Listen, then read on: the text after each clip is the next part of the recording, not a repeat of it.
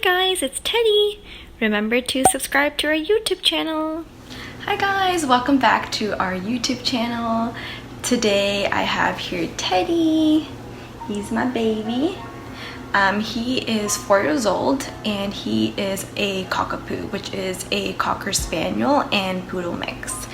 And as I promised, today I'll be doing a video with him. So as you guys can tell from the title of this video, today I'll be talking about the 10 things that I wish I knew before getting a puppy or a dog. So if you guys are interested in watching our video, then please keep on watching.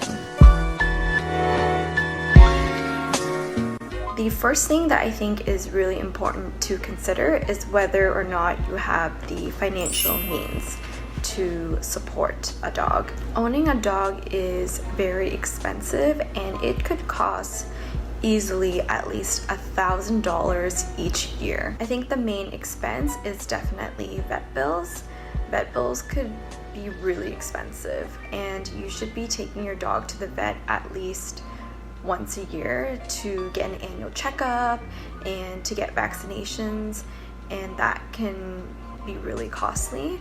And I would say maybe before getting a dog, just check out the prices for your local vets and see how much things cost. So for example, every time you bring your dog to the vet, usually you would have to pay a base fee just to see the vet. And around my area, this costs anywhere from $30 to even $90. For example, if you're trying to see your vet to just get a medication, besides paying for the medication, that could cost hundreds of dollars. You have to pay that base fee. And besides vet fees, there's also things such as food for your pet that you have to pay for, toys, and this can all add up.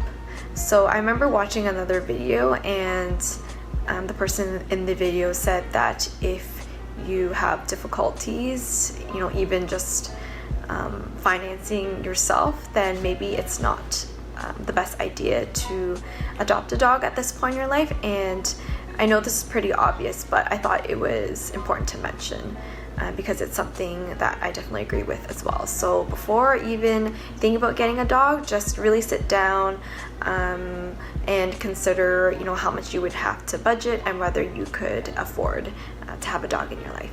So the second thing that you should really consider is that you will have to make sacrifices, especially when it comes to your time, your schedule, and going out.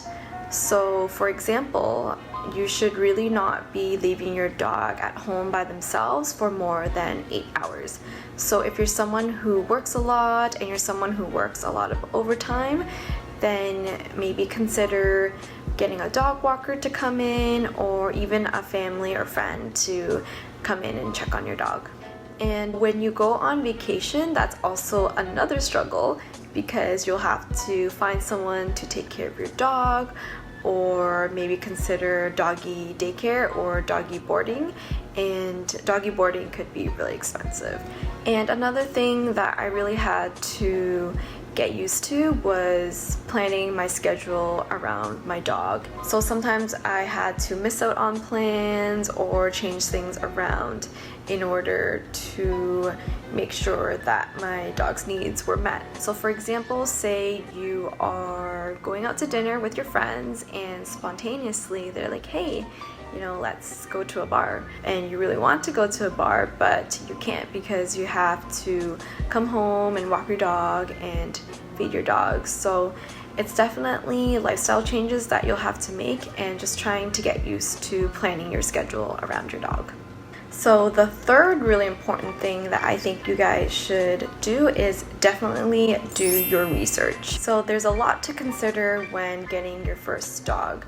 So for me, I knew that I wanted to get a smaller dog just because I am pretty petite and I feel like I wouldn't be able to physically handle a bigger dog.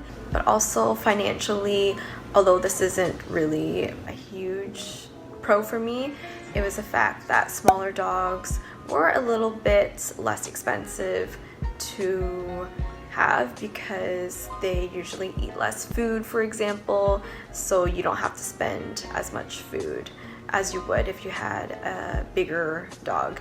And another thing that you could consider is the maintenance of a dog. So some dogs require a lot of maintenance. For example, they could have really long coats that grow out really fast, and grooming a dog could be really expensive. So for example, a grooming session could cost anywhere from $50 to even $100, and you have to go every couple of weeks, so that definitely adds up. So you know, if you're someone who's low maintenance and you don't want to have to worry about grooming your dog, then maybe choose a breed with lower grooming needs. Also choose a dog that fits your lifestyle needs.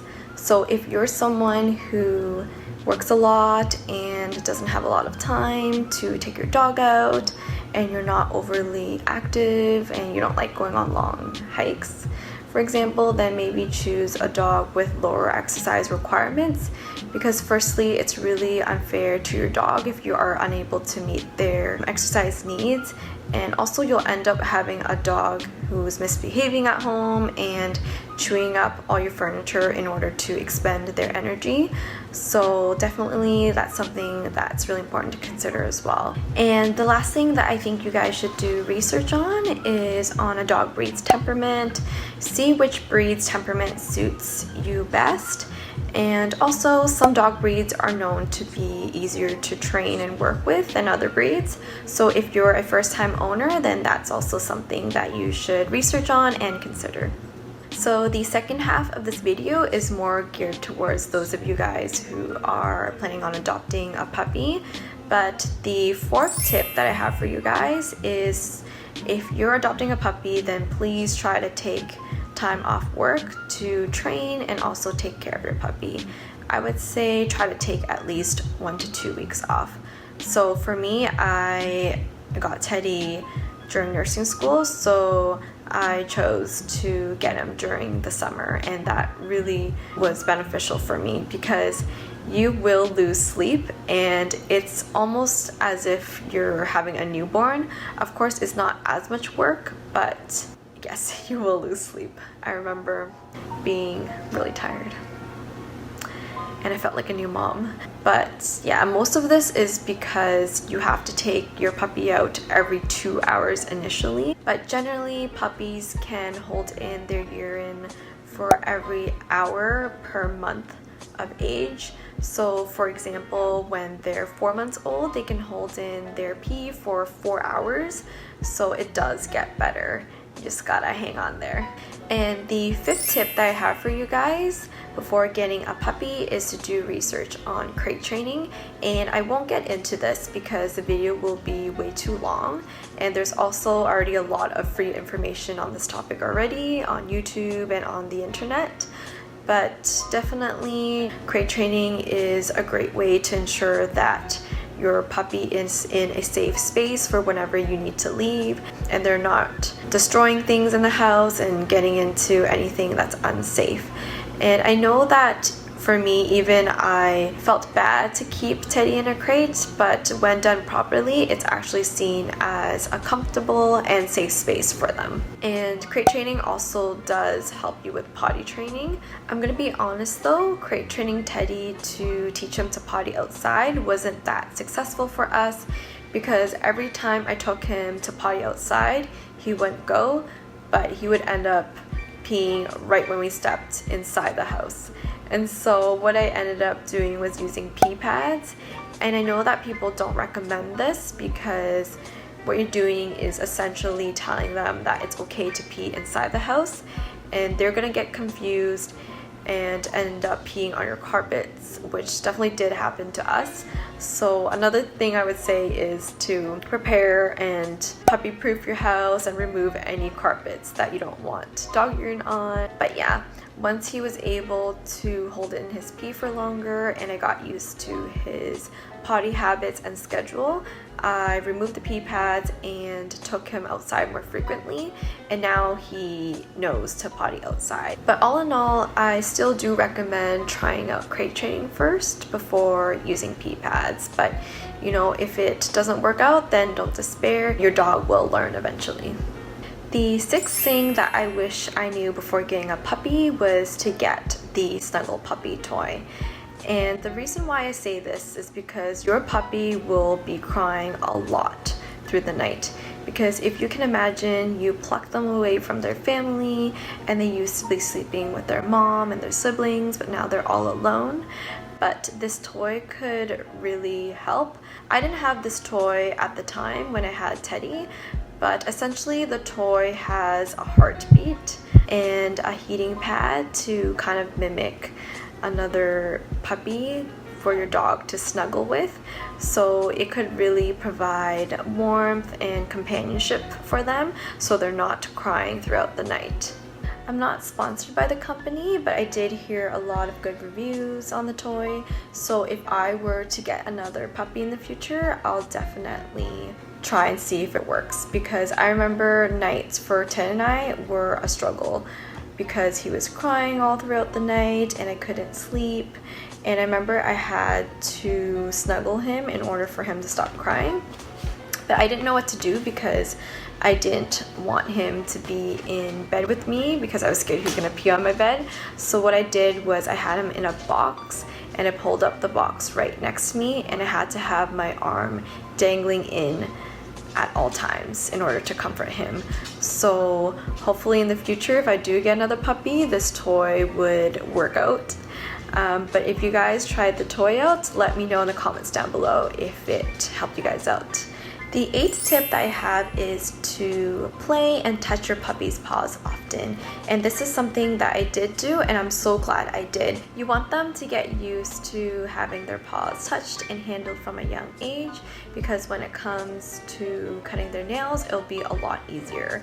I'm sure a lot of you guys have heard and seen horror stories of dogs not allowing their owners to cut their nails, and they're very aggressive and they end up biting their owners. So to prevent that altogether, then just get them desensitized to being touched at their paws, and it will really save you a lot of trouble. The 9th and second last tip I have for you guys is to socialize your puppy as much as possible, starting from a very young age. And this is really important because you want them to get used to being around all different kinds of people and other dogs as well. And I remember hearing a story from a fellow dog owner about how their dog was scared of men, but specifically men with beards, which I found was so funny. But yeah, when they're young, you're really helping them to shape their experiences and views about the world. So to ensure that your dog is well behaved and comfortable around all different kinds of people and other dogs, then really try to subject them to as much experiences as possible. So take them to the dog park often so they're able to socialize with other dogs, and even bring them to family gatherings so that they're used to being around your family and other different kinds of people. And the last tip that I have for you guys is pretty random, but very, very, very important. And that is to brush your puppy's teeth from a young age. And you know that for me, I didn't think this was important because I figured they're going to lose their puppy teeth anyways, so there's no point. But it's not so much the importance of ensuring that their puppy teeth is clean, but it's about getting them desensitized once again and having their mouths handled and their teeth brushed. And so, you know, I didn't do this and I regret it because Teddy now will not let me brush his teeth. He'll bite me, he's very aggressive. So to save you guys from the trouble, just start them off young. And a lot of people don't realize this, but dental hygiene for canines, like humans, is very important. And you will save yourself a lot of money by just brushing your dog's teeth once a day, because dental cleanings can cost upwards to $500, and any complicated problems later on can cost you $2,000. And also, like humans, the bacteria in the mouth can cause bad breath and even lead to periodontal disease. And sadly, periodontal disease can even shorten your dog's lifespan by a couple of years. So, you know, I feel like I talked a lot on this topic already, but I can't stress enough the importance of dental hygiene for your dogs. So those are the 10 tips that I have for you guys. And really, this video is not meant to discourage you guys from adopting a dog. In fact, I really highly recommend getting a dog because, you know, Teddy really just, he made my life so much better, and I don't know what I would do without him. He helped me so much mentally, he helped me so much through nursing school, and really he's the best decision that I've ever made. Besides the mental benefits, there's also a lot of physical benefits to your health as well, even benefits for children and boosting their immune system. There's a lot of research out there on this topic, and even if you watch Dr. Mike's video, he goes into that as well. But I hope you guys enjoyed this video. If you do, then please give me a like and leave me some comments down below. I'm sure I left out a lot of other helpful, important tips too, so please do share them. I'd love to hear from you guys. Remember to turn on the bell notification for my future videos, and please subscribe. Anyways, until next time, I hope you guys have a great day. You want them to get used to having their paws touched and handled from a young age so that they're desensitized and